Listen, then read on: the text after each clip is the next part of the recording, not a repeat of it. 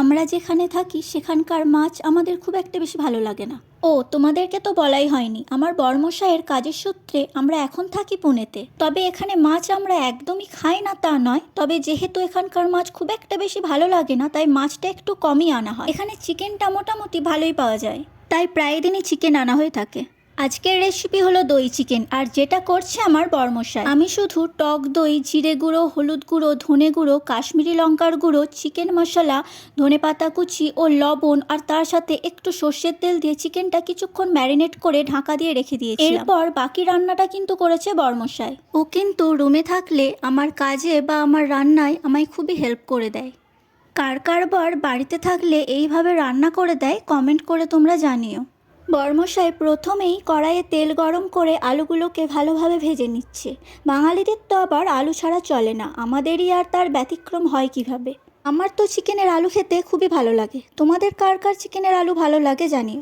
এরপর ওই তেলের মধ্যে শুকনো লঙ্কা ফোড়ন দিয়ে তার মধ্যে কুচানো পেঁয়াজ দিয়ে দিয়েছে। পেঁয়াজ কুচিটা হালকা বাদামি হয়ে এলে তার মধ্যে ক্যাপসিকাম দিয়ে আরও কিছুক্ষণ ভেজে নিচ্ছে।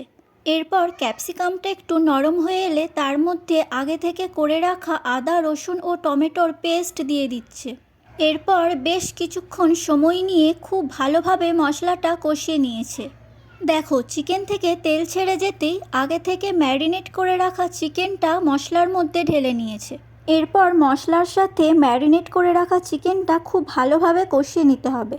খুব ভালোভাবে কষানো হয়ে গেলে গ্যাসের ফ্লেমটা লো করে চিকেনটা কিছুক্ষণ চাপা দিয়ে রান্না করে নিতে হবে।